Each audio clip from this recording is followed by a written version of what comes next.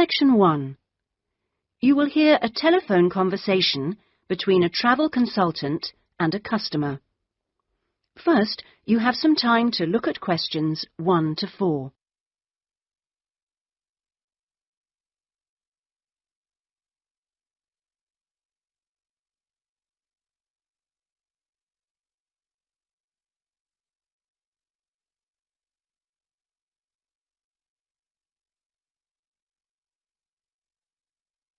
You will see that there is an example which has been done for you. On this occasion only, the conversation relating to this will be played first. The conversation relating to this will be played first. Good afternoon, Dreamtime Travel. Oh, hello. I'm interested in the holidays you offer along the coast near here. Yes, we operate several tours up the coast. Where in particular did you want to go? Well, I like the sound of the holiday that mentioned whales. Was it, whale watching? Oh, that's our whale watch experience. It's very popular, and it's based in a lovely little town with nice beaches. The holiday is called Whale Watch Experience, so Whale Watch Experience has been written on the form. Now we shall begin. You should answer the questions as you listen, because you will not hear the recording a second time. Listen carefully and answer questions 1 to 4. Good afternoon, Dreamtime Travel. How can I help you? Oh, hello. I'm interested in the holidays you offer along the coast near here. Yes, we operate several tours up the coast. Where in particular did you want to go? Well, I like the sound of the holiday that mentioned whales. Was it, whale watching? Oh, that's our whale watch experience. It's very popular, and it's based in a lovely little town with nice beaches. Oh, right. And how long does it last? It's 2 days. That includes 4 hours travel time each way from here. Good. I don't want to be away any longer than that. So, is that by coach? Actually, it's by minibus. We like to keep those tours small and personal, so we don't take a whole coachload of people. In fact, we only take up to 15 people on this tour, although we do run it with just 12 or 13. Oh, right. So, do you run these tours often? Well, it depends on the time of year. Of course, in peak times, like the summer holidays, we do them every weekend, but at the moment, it's usually once a month at most. And when is the next one going? Let me see. There's one in 3 weeks' time, which is April the 18th, and then we don't have another one until June the 2nd. All right. And is April a good time to go? Pretty good, though the really good time is later in the year. I have to say, though, that the whale sighting is only one of the many things offered. Really? Yes, the hotel itself where you stay has great facilities. It's called the Palisades. The Paris what? No, it's actually the Palisades. Pallissades. It's right on the main beach there. Oh, I see. All of the rooms have nice views, and the food is really good there too. Oh, right. Before you hear the rest of the conversation, you have some time to look at questions 5 to 10.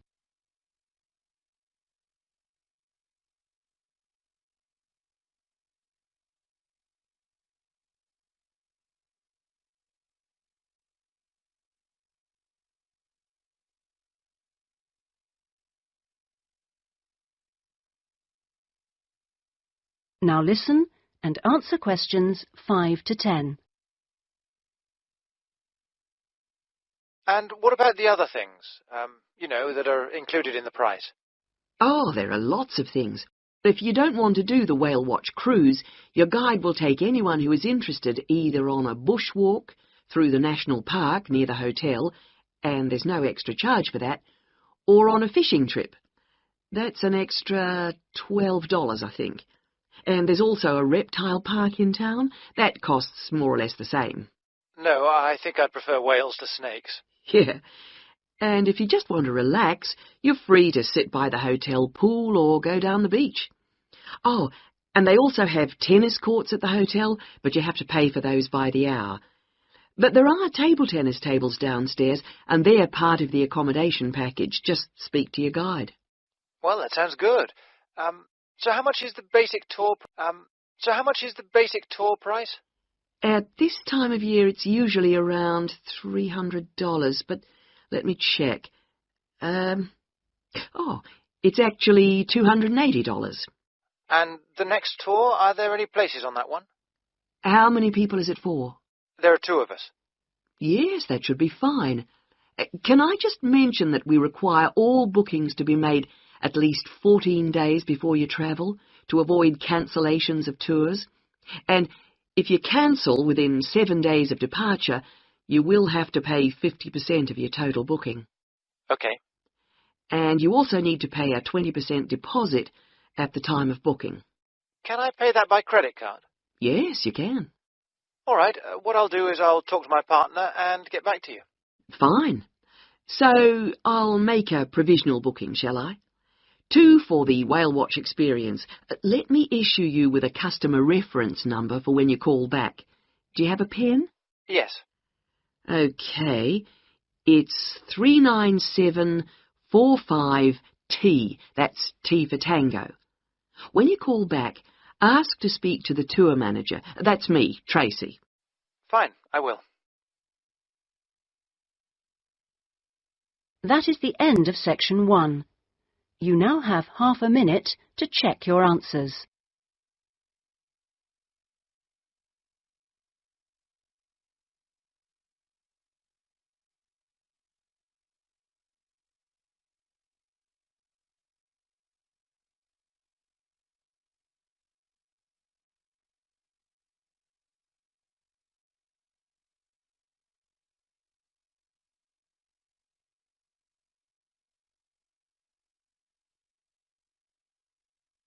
Now turn to section 2. Section 2. You will hear a radio program giving parents advice about buying cots for their babies to sleep in. First, you have some time to look at questions 11 to 17.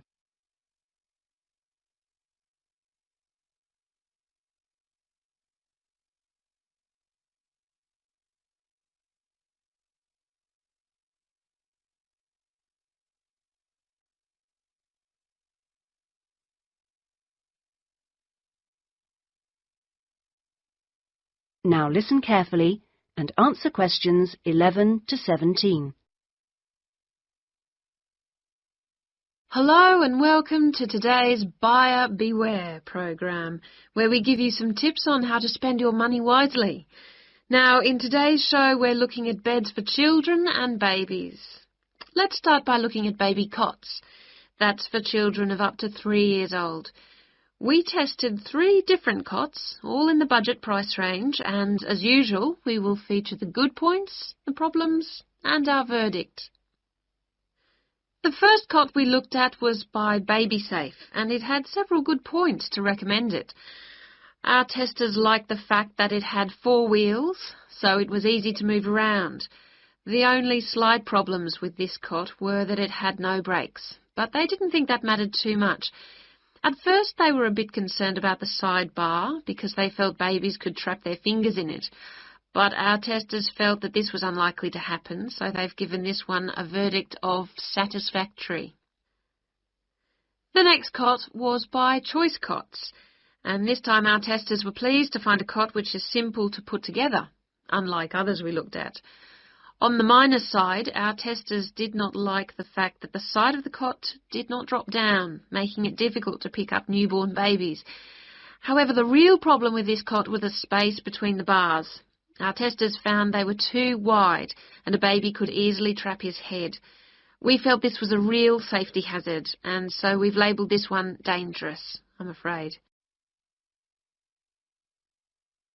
Before you hear the rest of the programme, you have some time to look at questions 18 to 20.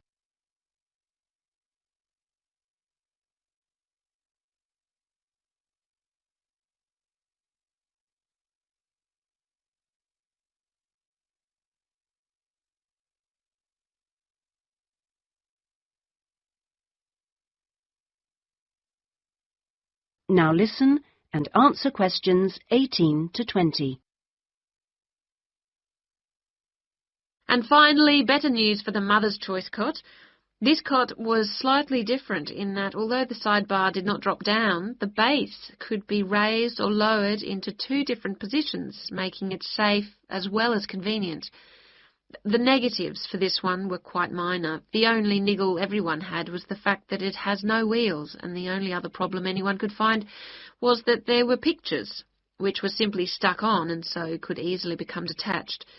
The makers have now promised to discontinue this practice. As this cot will then be safe in every way, we have made the Mother's Choice cot our best buy. Congratulations, Mother's Choice. So what features should you look for in a baby's cot? Well, obviously, safety is a very important factor, as well as comfort and convenience. We recommend that if you are buying a cot, do make sure that any metal present is not rusted or bent in any way. You should ensure your cot has only rounded or smooth edging without any sharp edges. This is especially important for wooden cots. And now, on to beds for toddlers. That is the end of section 2. You now have half a minute to check your answers.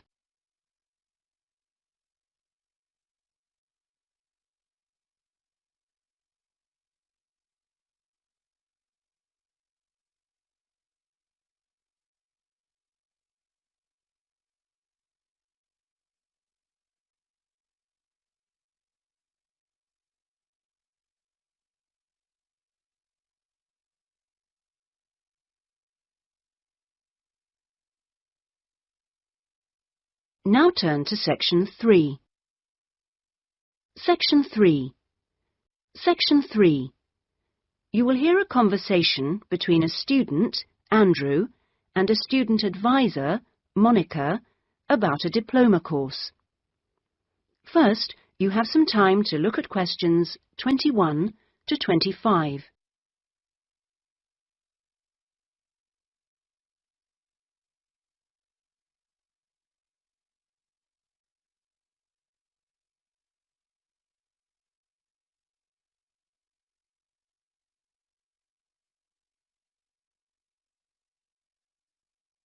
Now listen carefully and answer questions 21 to 25.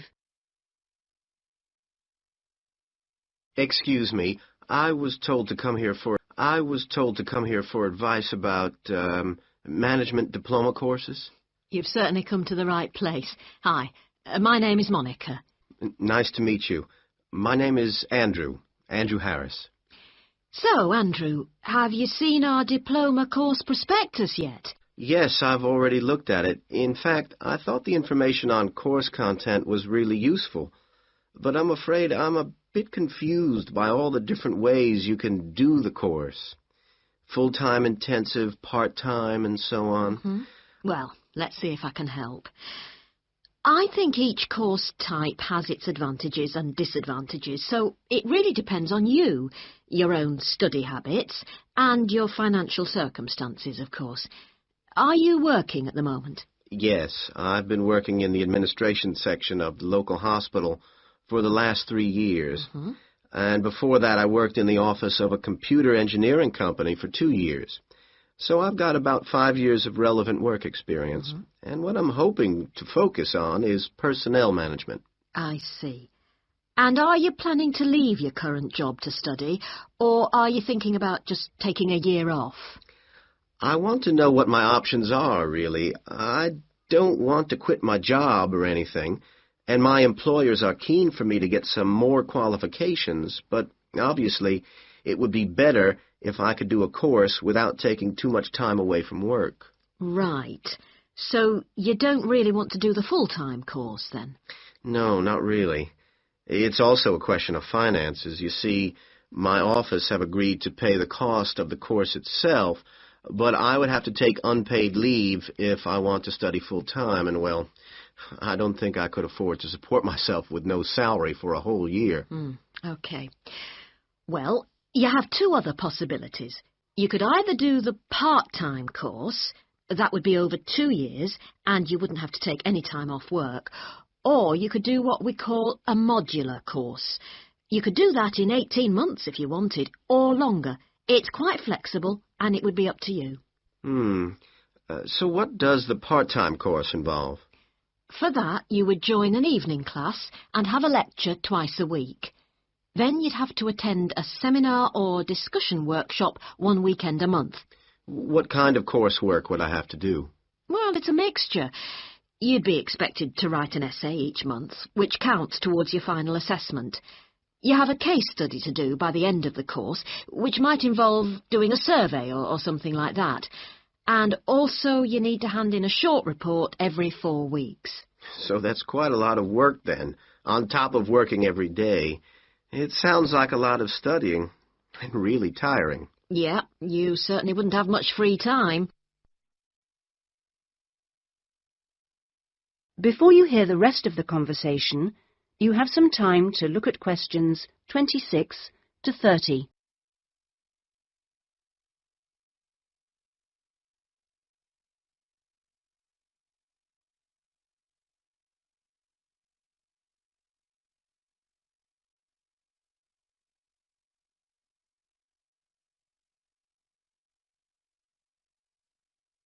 Now listen and answer questions 26 to 30.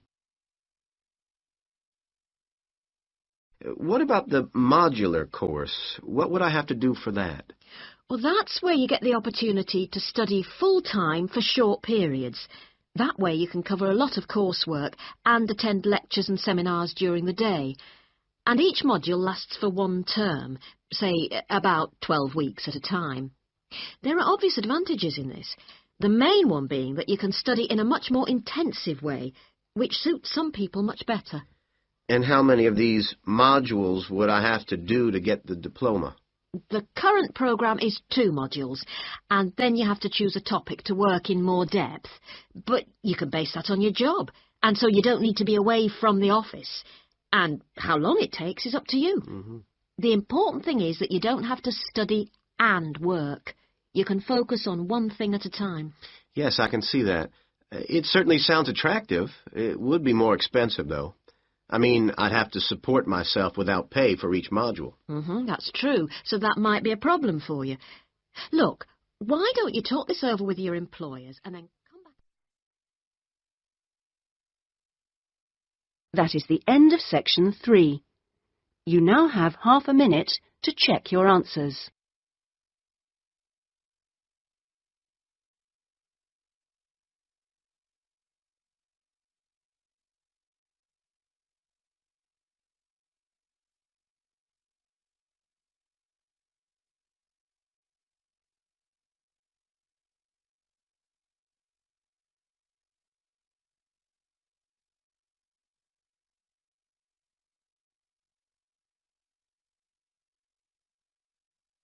Now turn to section 4. Section 4. Section 4. You will hear part of a lecture given by an economist about North American women's attitude to money and saving. First, you have some time to look at questions 31 to 40.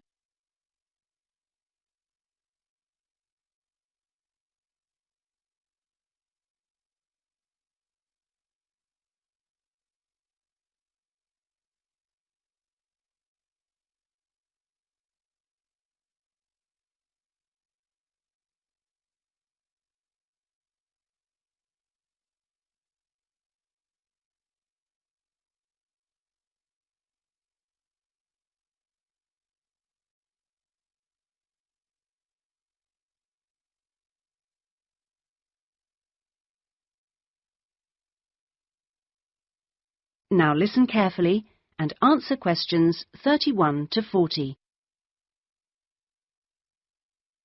Okay, so we've been looking at the attitudes of various social and cultural groups towards the management of their personal finances, how important they feel it is to save money, and what they save their money for.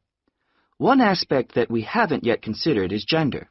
So if we consider gender issues, we're basically asking whether men and women have different attitudes towards saving money, and whether they save money for different things.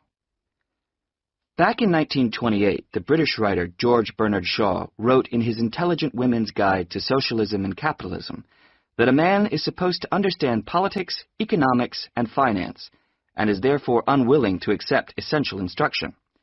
He also said, a woman, having fewer pretensions, is far more willing to learn. Now, though these days people might question a lot of the assumptions contained in those statements, recent research does suggest that there are some quite fundamental differences between men and women in their attitudes to economic matters. Let's look at what men and women actually save for. Research studies of women in North America have found that women are far more likely to save for their children's education, and they are also more likely to save up in order to buy a house one day. The same studies have found that men, on the other hand, tend to save for a car, which, by the way, takes a surprisingly large amount of the household budget in North America. But the other main priority for men when saving money is their retirement. When they're earning, they're far more likely to put money aside for their old age than women are. Now, this is rather disturbing, because, in fact, the need for women to save for their old age is far greater than for men. Let's consider this for a moment. To start with, it is a fact that throughout the world, women are likely to live many years longer than men, so they need money to support them during this time. Since women are likely to be the ones left without a partner in old age, they may therefore have to pay for nursing care, because they don't have a spouse to look after them. Furthermore, the high divorce rates in North America are creating a poverty cycle for women. It is the divorced women who will most often have to look after the children, and thus they need more money to look after not just themselves, but others.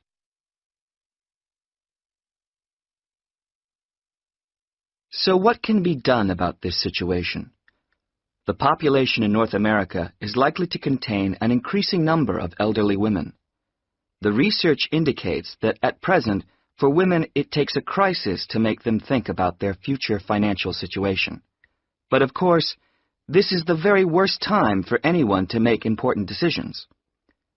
Women today need to look ahead, think ahead, not wait until they're under pressure. Even women in their early 20s need to think about pensions, for example, and with increasing numbers of women in professional positions, there are signs that this is beginning to happen. Then research also suggests that women avoid dealing effectively with their economic situation because of a lack of confidence. The best way for them to overcome this is by getting themselves properly informed so they are less dependent on other people's advice. A number of initiatives have been set up to help them do this. This college, for example, is one of the educational institutions which offers night classes in money management, and increasing numbers of women are enrolling on such courses. Here, they can be given advice on different ways of saving. Many women are unwilling to invest in stocks and shares, for instance, but these can be extremely profitable. It is usually advised that at least 70% of a person's savings should be in low-risk investments. But for the rest, financial advisors often advise taking some well-informed risks. Initiatives such as this can give women the economic skills and knowledge they need for a comfortable, independent retirement. The increasing proportion of elderly women in the population is likely to have other economic consequences. That is the end of section 4. You now have half a minute to check your answers.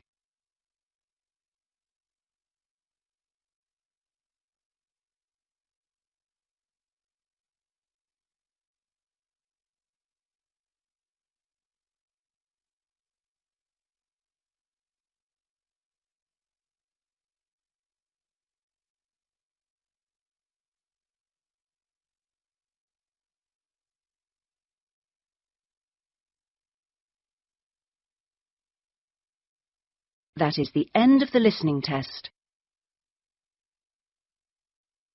In the Ielts test, You would now have 10 minutes to transfer your answers to the listening answer sheet.